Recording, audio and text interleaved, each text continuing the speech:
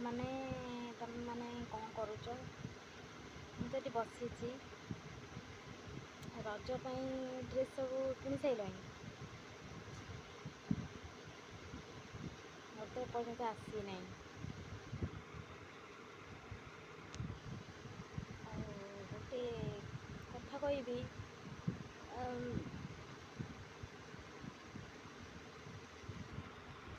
ଆମ ଝିଅ ଆଇଲା, ତାଟିଆ ଧରିଛି। କ'ଣ ମାଗିବାକୁ ଯାଉଛୁ କାହାକୁ? ନା, ଆଉ ତାଟିଆ ଦବା ଯାଉଛି, ଟିକିନା ମାଛ ଜଣ ଅଛି ଦେଖିବା ଯାଉଛି। ରଜ ପାଇଁ ଡ୍ରେସ୍ ଆଣି ସାରିଲୁଣି? ଲେହେଙ୍ଗା ଆଉ ଗୋଟେ ଶାଢ଼ୀ ଲାଗୁଛି। କ'ଣ ଆଣିଛୁ? କ'ଣ ଆଣୁଛୁ? ଲେହେଙ୍ଗା ଆଉ ଗୋଟେ ଶାଢ଼ୀ ଓନି, ଆଉ ଗୋଟେ ଶାଢ଼ୀ ଲାଗୁଛି। ଲାଉଛୁ କ'ଣ? ଦେଖିଲୁ ସାଙ୍ଗମାନେ, ମୋ ଝିଅ କହିଲା ତାର ଶାଢ଼ୀ ଗୋଟେ, ଲେହେଙ୍ଗା ଗୋଟେ ଆସିଛି, ତା ବାବା ଆଣିଛନ୍ତି। ମୋର ଏପର୍ଯ୍ୟନ୍ତ କିଛି ଡ୍ରେସ୍ ଆସିନାହିଁ। କ'ଣ କରିବା? ଆଉ ଗୋଟେ କଥା ହେଉଛି ସାଙ୍ଗମାନେ, କାଲି ମୁଁ ରାସ୍ତାରେ ଥିଲି, ଗୋଟେ ମଉସା ଆସିଲେ,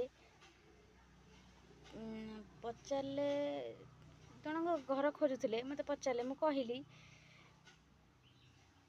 ତାପରେ ମୋତେ ପଚାରିଲେ ତମ ଘର କେଉଁଟା? ମୁଁ କହିଲି ଏଇଟା ଦେଖେଇଲି। ଦେଖେଇଲାଠୁ ଆମ ଘରଟା ସାଙ୍ଗମାନେ ଦେଖନ୍ତୁ, ମୋର ଚାଳ ଘର, ମାଟି ଘର। ସେଠୁ ସେ ମଉସା କହିଲେ କି ତମ ଘର ଏଇଟା? ମୁଁ କହିଲି ହଁ।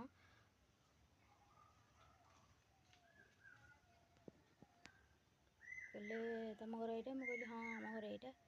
ନା ସେପଟ ଆମ ଘର ସାଇଡ଼୍ରେ ଗୋଟେ କୋଠା ଘରଟା ଅଛି। ମୋତେ ପଚାରିଲେ ସେ ତମ କୋଠା ଘର, ସେଇଟା କୋଠା ଘର? ମୁଁ କହିଲି ନାଇଁ, ଆମର ଚାଳ ଘର। ନା ତମର ଘର ନାହିଁ?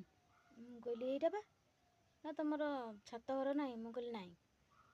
ସାଙ୍ଗମାନେ କୁହନ୍ତୁ ଯେ ଛାତ ଘର ଘର, ଚାଳ ଘର ଘର ନୁହଁ? ଛାତ ଘର ଲୋକ ରହୁଛନ୍ତି, ଚାଳ ଘର କ'ଣ ଲୋକ ରହୁନାହାନ୍ତି? ତ ଆମର ତ ଚାଳ ଘର, ମୁଁ କାହିଁ କହିବି ଛାତ ଘର?